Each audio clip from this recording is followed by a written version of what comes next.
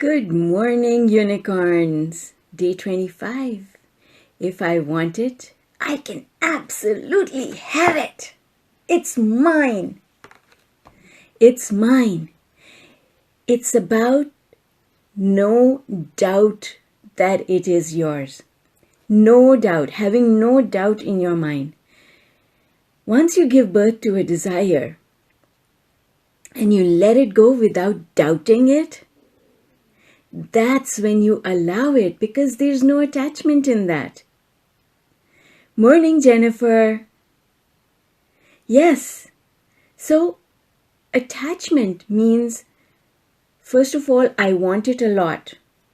So, there are degrees to attachment, is probably what I want to say to you, is that there are degrees to attachment. I need to put something here to hold this down. Put my water bottle here. All right. There are degrees to attachment, you see. If I want a cup of coffee, I'm not that attached. But if I'm dying of thirst and I really, really want water, my attachment, my wanting has a lot of momentum. I want it. I really badly want it. I'm crazy about that person. I really want that person in my life. What that does is it creates a lot of momentum on the desire side of the equation. But there's another side of the equation, and that is allowing. So the things that are important in manifesting are: how important is it to you? What beliefs do you have to support it, and what beliefs do you have against it?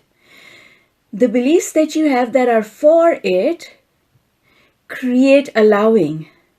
The beliefs that you have against it prevent it from happening. Now, these beliefs are also thoughts. Just like your desire is a thought, the beliefs are also a thought. Which thought do you think more often?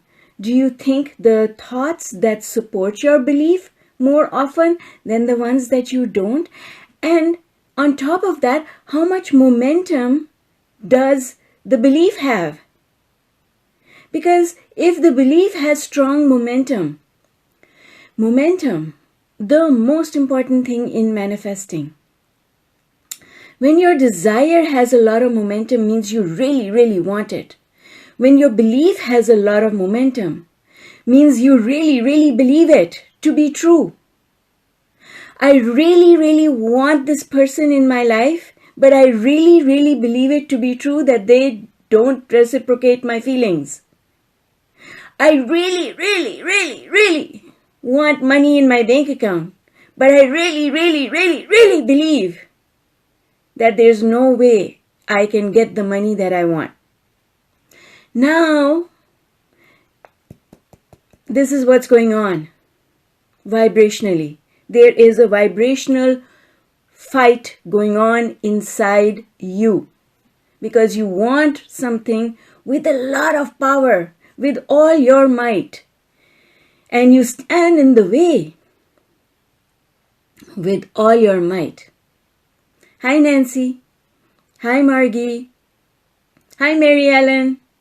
So you see what I mean? If I want it, I can have it.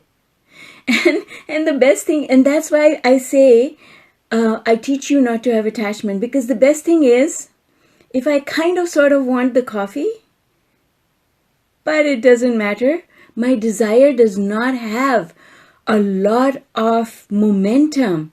I don't badly want it. If I don't badly want it, it doesn't matter how many negative beliefs I have.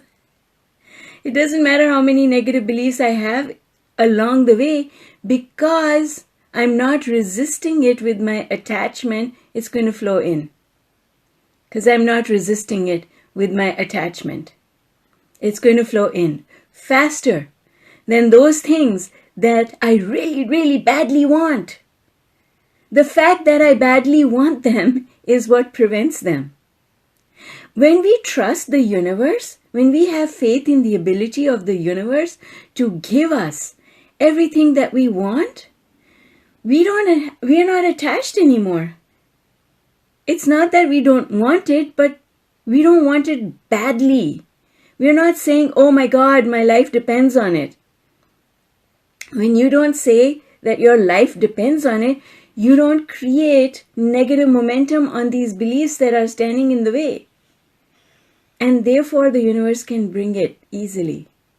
So, things that we don't really want happen easily. Why?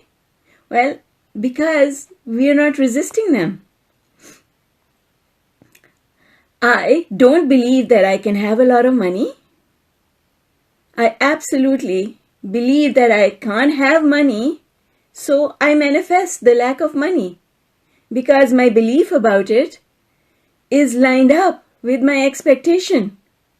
Beliefs and expectations line up. That's one of the things that we learn in the Heart and Mind Alignment Program, is that your expectation is only as good as your belief. If you want something but you expect the opposite of it, well then it's the opposite that will manifest. So, yes, Margie, yes, I'm glad that you see what I mean. So that's why things that are not important to us, they manifest easily. That's why we get the traffic lights and the parking places. And the things that are really important to us, because they are really important to us, we prevent them from happening. If you really want something and you had no negative beliefs to prevent it from coming, it would be there like that. But if you really, really want something and it is not coming, that means that your beliefs are not lined up with what you want. Your expectation is for the opposite of what you want. And that's why there's this thing going on inside you. This fight is what all worry, anxiousness, anxiety, depression are all about, because there's this fight. And as we go down the emotional scale, the fight becomes bigger until it turns into a war. And then you reach a point where you just give up. You just lay down your arms and you say, that's it. I don't have the strength to fight anymore. I can't fight. So you go into this depression. But the amazing thing about this is that when you give up, so some people go down towards depression, but they keep fighting. But other people, they go down into depression and they give up. And they say, it's not happening. I give up. And when they give up, that giving up means giving up the resistance. So when they give up, they go right back up the emotional scale and it pops like that. Hi, Andrea. Oh, it's so nice to see you here, Andrea. Good morning. Oh, it's not morning at your end, I know. I actually attracted lack of coffee by feeling. Yes, that's right. Exactly. Yes. That trauma. So when you feel that trauma that you want something and you can't have it, and then you multiply that trauma by comparing yourself with other people, because comparison is the worst thing that you can ever do. When you compare yourself with other people, you go even further down. But the wonderful thing is you can only go down so far. So you either go down and you stay there because the fight is still going on, or you go down and you give up the fight and you say, I can't do this anymore. And when you do that, all your negative beliefs fall off. Like that. Because now you're not fighting. See, when there are two parties and they're fighting, the war continues. But when one party stops fighting, there's no more fight. There's no war. Even though you're giving in, you're actually winning. Because as soon as you give in, you go up. And when you go up, you have no access to this. This war has no access to you. It cannot prevent any of the things that you want. So then you start manifesting. Look at the example. This example gets talked about so much. People who want a baby. They want a baby. They want it so bad. I have a friend. She's in the group. So you know who you are. Wants a baby. The baby's not coming. And then they give up. They say, we are not fighting this fight anymore. We're just going to go adopt, or we're going to do something else. We're going to forget about this baby thing. Next thing you know, a baby arrives. Right? When you're looking for jobs and you stop looking, you take whatever is coming to you. You say, okay, I can't find the job that I really want. I guess I'll just take this one that's available just now. You take that job. Next thing you know, you get 5 offers. Why? Because you stop fighting. You said, that's it. That's it. I accept where I am. And then, because you accept, you are no longer fighting. When you're no longer fighting, you get what you want. That's what this is all about. Faith is about not fighting. Faith and trust are about saying, I want it and it will happen. There's no need for me to think about it. So I'm just going to go and do whatever it is that I want to do. Remember that analogy that came up in our discussion a couple of days ago? You don't pop in a load of washing and then sit there and watch your washing machine do the load. You give the load to the washing machine and then you go and do other things. When you do other things, there's no resistance. You don't stand there and say, oh my God, something might go wrong with the washing machine. I better stand here and look after this load. No, you pop it in, you trust that it's going to come out clean. And you go about your work. You go about doing other things. And pretty soon the wash is done. Right? And manifesting is exactly like that. I give you another analogy. So let's say you're baking a cake. The temperature's right. You pop in the dough and you close the oven and you go about your business. But imagine how that cake would bake if you went to your oven and every 2 minutes you opened the door and you said, it's not ready yet. And you close the door. I wonder if this is going to get ready. You come back. I wonder if it's still cooking. I wonder if it's still manifesting. Let me check. And you open the door. What are you doing? You are preventing it from cooking. Because every time you open the oven door, the temperature in the oven goes wonky. Right? You don't do that. You set the oven for so many minutes and you leave it alone to bake. Right? But imagine that your desire is in the oven and the oven is called the universe. And every 2 minutes, you go and turn the oven light on, open the door, and you say, it's still not done. I wonder when is it going to get done? Leave it alone. Let it be done. That's what faith is all about. Yes, that's right. It would not rise, Andrea. You're right. It would not rise. You would not get, it would be flat, right? And this is how we kill our desires. We keep checking whether it's rising to the top.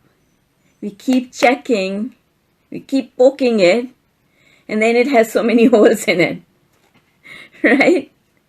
So, if you don't do that with your cake, you trust that it's going to get baked and it's going to be perfect. That's the same kind of trust you need to bring to your desires. I want it. I don't know how it will happen. I don't know. I'm just going to put it in the oven. I'm going to forget about it. Where's the oven? The oven is the universe. Now the universe has got it, and the universe knows exactly what to do with it. I don't need to know.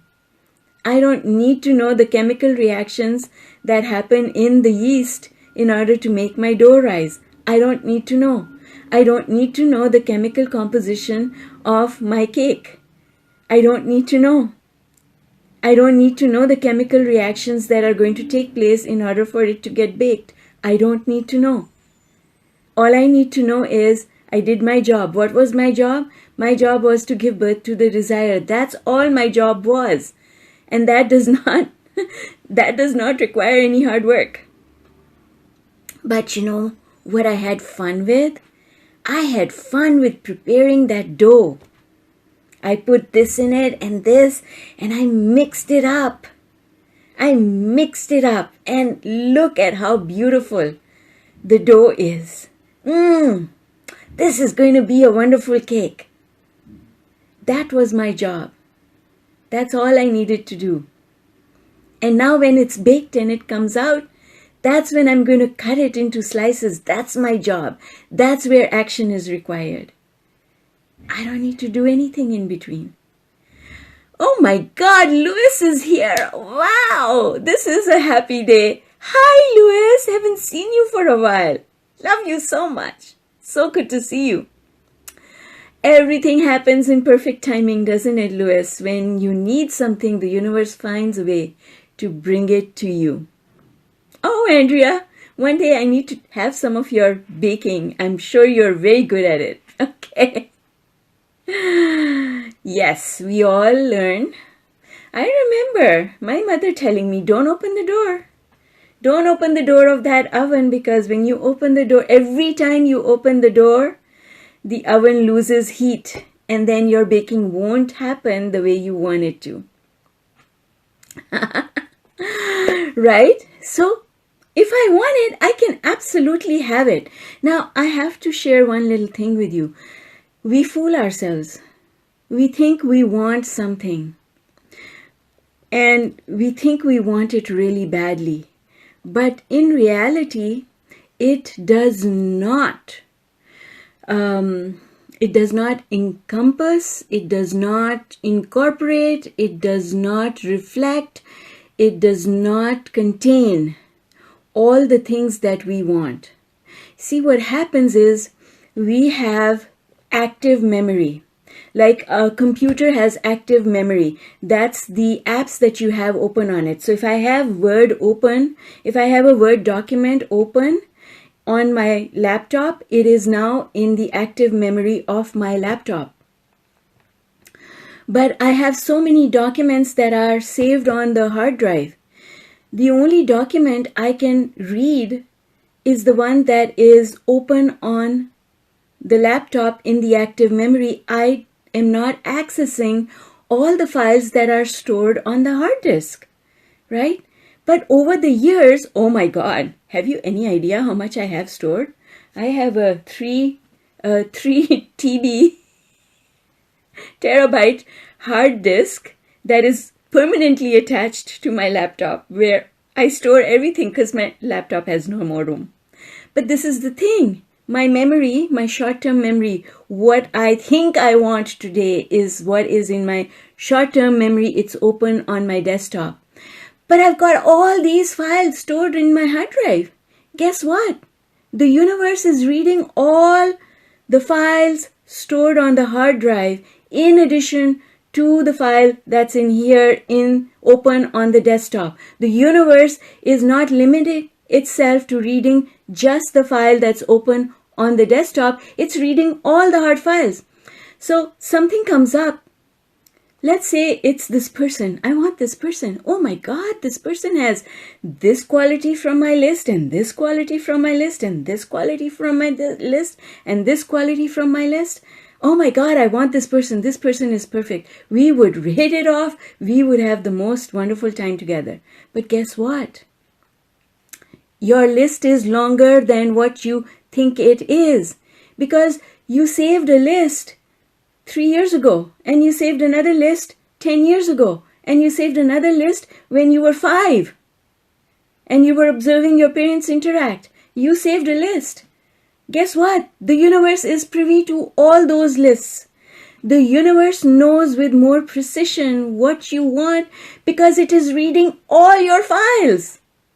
All your files.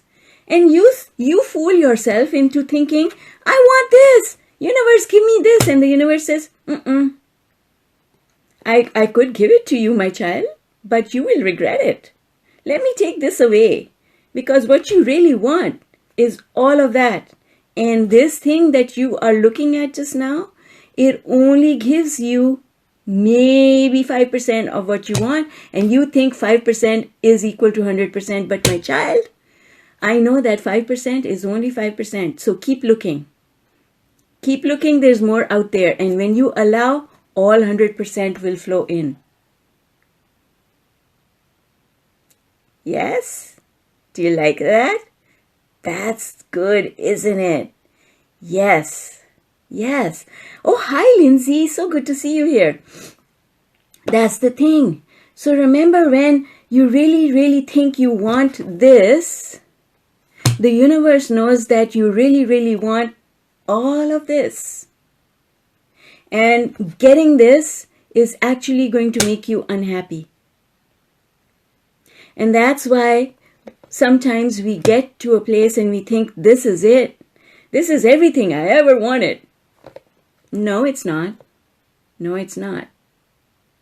It's only the tip of the iceberg. It only represents those things that you've got stored in your active memory, but in your subconscious. That's why we talk about the subconscious mind. In your subconscious, it is subconscious because it's stored on the hard disk. That's all. But it's still there. You created it. It is yours. And when you open this file and now you're reading it and you think, oh no, this is not what I was looking for. I actually need those 10 other files that I saved a while ago. Where are they? And that's a lot of times that's what happens. That's what compromise is all about. We compromise because we think we're getting 3 out of 5 of what we want, but actually we're getting 3 out of 100 of what we want. And that's why, my dear friends, compromise does not work. You've got to be in it 100%.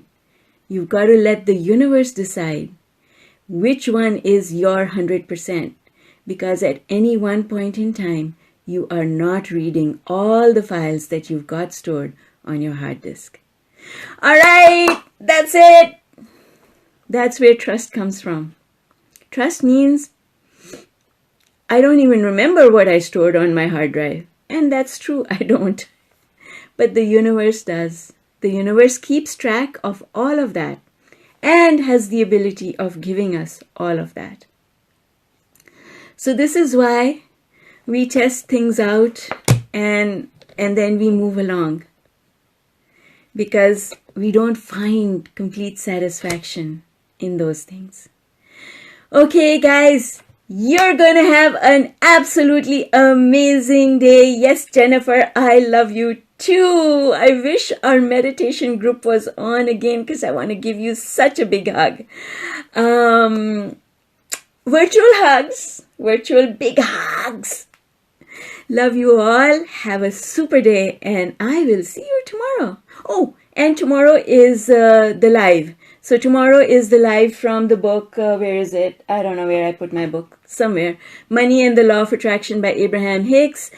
Tomorrow night, 7 p.m. EST is the live session for the book. We just keep reading little bits and pieces of the book and I share with you whatever I am receiving from Abraham. Take care, folks, and I'll see you tomorrow morning. Bye for now. Bye, Jennifer. Yes, absolutely. Bye.